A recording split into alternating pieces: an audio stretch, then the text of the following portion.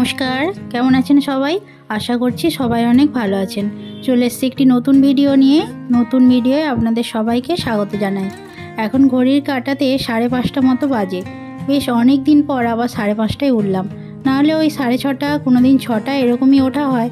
তো আজকে দেখলাম তাড়াতাড়ি ঘুম ভেঙে গেছে, তাই ভাবলাম যে না বসে থেকে বরং সকালের কাজকর্মগুলো সেরে নিই। আর এখন চলে এসেছি ঘর ঝাঁট দিতে। ঘর ঝাঁট দিয়ে ঘর মুছে নিলে যেন মনে হয় একটা বড় কাজ হয়ে যায়। ওইদিকে মা দেখলাম ঠাকুরের জন্য ফুল তুলছে, আর আমি এদিকে ঘরটা পরিষ্কার করে নিচ্ছি। ঘর মুছে ঘর পরিষ্কার করে নিয়ে এখন চলে এসেছি বাসনগুলো ধুয়ে নিতে। আবার দেখলাম সকালবেলা একটু পিটপিট করে বৃষ্টি পড়ছে। আবার এই পিটপিটে বৃষ্টিতে এই তো কিছুদিন আগে জ্বর থেকে উঠলাম, তার মধ্যে যদি আবার ভিজে যাই তাহলে তো বেশ ঠান্ডা লাগবে। তাই এই বৃষ্টিটা একটু থামতে তারপর এসেছি বাসন মাজতে। সমস্ত কিছু কাজকর্ম হয়ে গেছে, আর এখন প্রায় 6:30 মতো বাজে। তো সাম্য আর সাম্যর বাবা দেখলাম এখনও ওঠেনি, সেই জন্য সাম্যর জল গরম করে রাখছি যাতে ওকে কমপ্লেন গুলে দিই পরে। আর এখানে আমার মতো চা করে নিচ্ছি। খুব কম দিন আছে আমাদের বাড়িতে আমরা একসাথে চা খাই, তাই যেই দিন একসাথে চা খাই সেদিন আপনাদের সবাইকে শেয়ার করি। আসলে যে যা সময় মতো হয় সে তার চা খেয়ে নেয়। মা সাম্যর বাবার চা আর মায়ের চা দুজনে একসাথে করে, আর আমি তাই আমার সুবিধে মতো আমার চাটা করে নিই। এই চা খাওয়া নিয়ে আমাদের বাড়িতে বেশ বড় একটা গল্প আছে। মানে ভাবলে মনটাও খারাপ হয়, আবার ভালোও লাগে যে কি ছিলাম আর কি হয়ে গেলাম। মানে কোথা থেকে কিভাবে দিনের মাধ্যমে প্রত্যেক দিন একটু একটু করে মানুষ চেঞ্জ হয়, আর একটু একটু করে তার চিন্তাভাবনাও বদলে যায়। যখন আমার প্রথম বিয়ে হয় তখন বাড়ির সবার জন্য আমিই চা বানাতাম।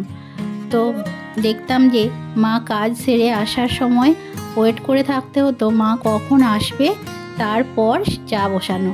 মানে গরম গরম একেবারে চা নামবে, তারপর মাকে চা দিতে হতো। মানে 1-2 মিনিট যদি আগেও চাটা হয়ে যেত তাহলেও বলতো যে নাকি খুব ঠান্ডা হয়ে গেছে।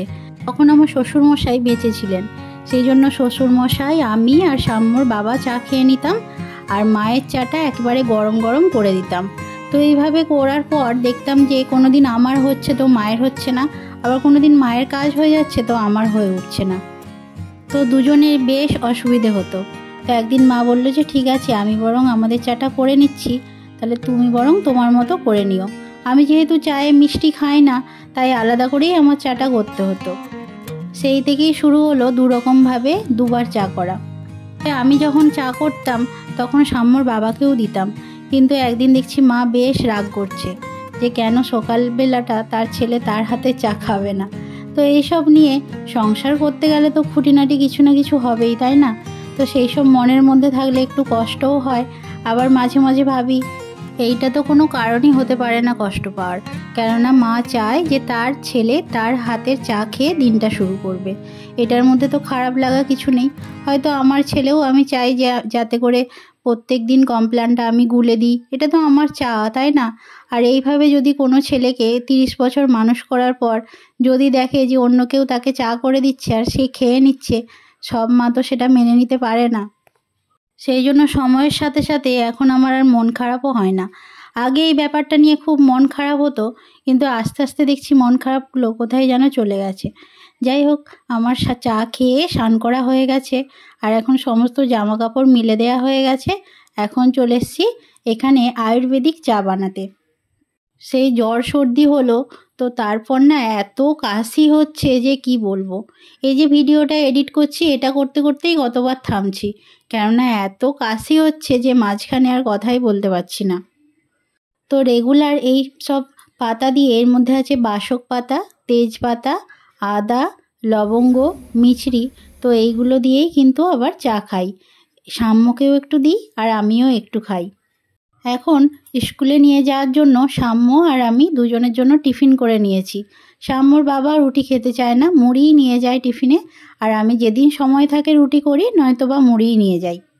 হ্যাঁ, একটা কথা তো বলাই হয়নি, এই যে বাসক পাতা বা এই যা কিছু দেখতে পাচ্ছেন এগুলো কিন্তু সাম্যর বাবাই জোগাড় করে দেয়। এমনিতেও খুবই কেয়ারিং, এটা আমি প্রায় প্রত্যেকটা ভিডিওতেই বলে থাকি যে সত্যি আমি ওর মতো স্বামী পেয়েছি বলে বাকি খারাপ লাগাগুলো আর সেইভাবে মনের মধ্যে দাগ কাটে না। কেননা শ্বশুরবাড়ি থাকতে গেলে ভালো মন্দ সব কিছুই হবে, আর এটা মনে হয় আমার মতো যারা মেয়েরা আছে সেটা সবাই জানে। যে যতই মুখে বলুক না সে খুব ভালো আছে, কিন্তু কোথাও না কোথাও দেখবেন মনের মধ্যে একটা কষ্ট জমেই আছে। তো যাই হোক, এখন আমি রান্না করে নিচ্ছি, রান্না প্রায় শেষের পথে। আজকে হচ্ছে সজনে শাক ভাজা আর হচ্ছে ঢেঁড়স আলুর তরকারি। আজকে সকাল থেকে মনটা একটু বেশ খারাপই ছিল, সেই জন্য কথায় কথায় আজকে আপনাদের অনেক কথা বলে ফেললাম। পার্সোনালি আমার মনে হয় যে সব কিছুতেই নেগেটিভ আর পজিটিভ দুটো দিকই থাকে, তো যে যেটা গ্রহণ করবে সেটা তার ইচ্ছে। আর ওইদিকে সাম্য কি করছে একবার দেখাই চলুন। কে ভাত করছে উনুন গড়ায়? আয় উঠে আয়। না, আগুনের কাছে বসতে হবে না, চলে এসো। ধোঁয়া হচ্ছে দেখ। সবার মঙ্গল হবে, উঠে আয় না। আমি এখন ভাত করব, ক্ষমা করুন আমাকে। কি অবস্থা করছে রে, আয় না রে।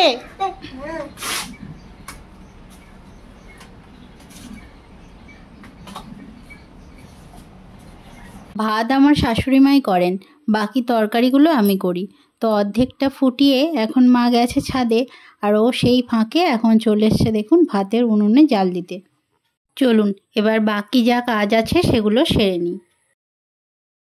ভাত খাওয়া দাওয়া করে আমরা স্কুলে গেছিলাম, তো স্কুল থেকে ফিরে পড়েছি এই বিকেল 4টে নাগাদ হলো। তা আজকে বিকেলে ভাবছি একটু স্মার্ট বাজারে যাব।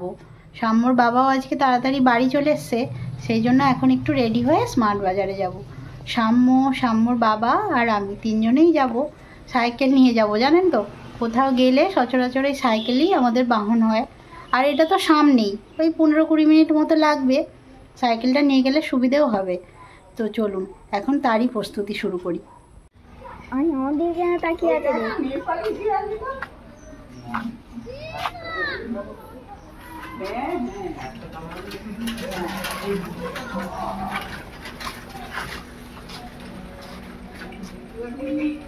এই যে দেখো, এই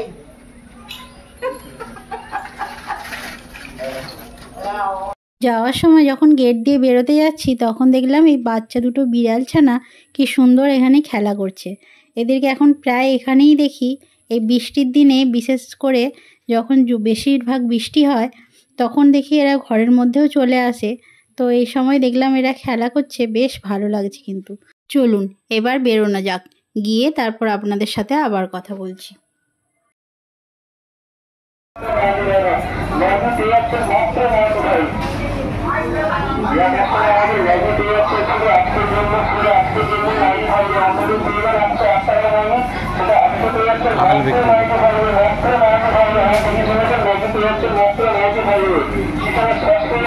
যারা আমার নিয়মিত ব্লগ দেখে থাকেন তারা অবশ্যই জানবেন যে এর আগেও আমি একবার এখানে এসেছিলাম।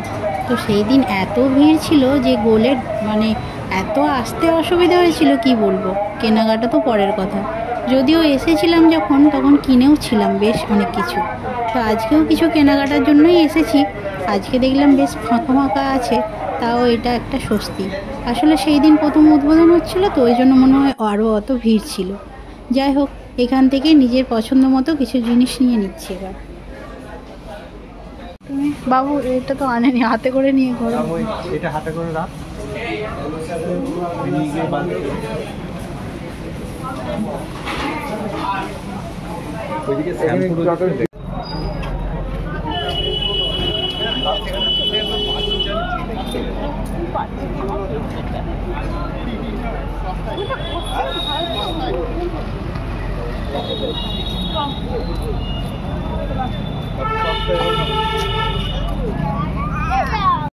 চলুন, প্রয়োজনীয় জিনিসপত্র কেনাকাটা সব হয়ে গেছে, আর বেশি রাত্রিও হয়নি, এই সবে 8টা মতো বাজে।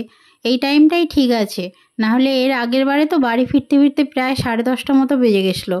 ওই সময়টা হলে একটু চাপ হয়ে যায়, এই সময়টাই ঠিকঠাক আছে। বাইরেটাও দেখলাম বেশ ফাঁকা ফাঁকা। যারা এখানে তারকেশ্বরের সামনাসামনি আছেন আশা করছি তারা অনেকেই গিয়ে থাকবেন। ওহো, বলাই তো হয়নি, এখানে যাওয়ার পর আবার বেশ কিছু পরিচিত জনের সাথে দেখা হয়ে গেছিলো। কোথাও বেরোলে এটাই বেশ আনন্দ লাগে, এই যে সবার সাথে দেখা, নাহলে তো চট করে দেখাও হয় না আর কথাও হয় না। যাই হোক, কি কি কিনেছি সেগুলো পরের ব্লগে আপনাদের সবাইকে দেখাবো। তো আজকের ভিডিওটি আমি এখানেই শেষ করছি। আবার দেখা হবে পরের একটি ব্লগে। ততদিন আপনারা সবাই সুস্থ থাকবেন, ভালো থাকবেন ও সচেতন থাকবেন। সেই সাথে নিজেদেরও খেয়াল রাখবেন। আর যদি আমার ভিডিওটি ভালো লাগে তবে অবশ্যই সাবস্ক্রাইব করে দেবেন, সেই সাথে লাইক ও কমেন্ট করবেন। নমস্কার।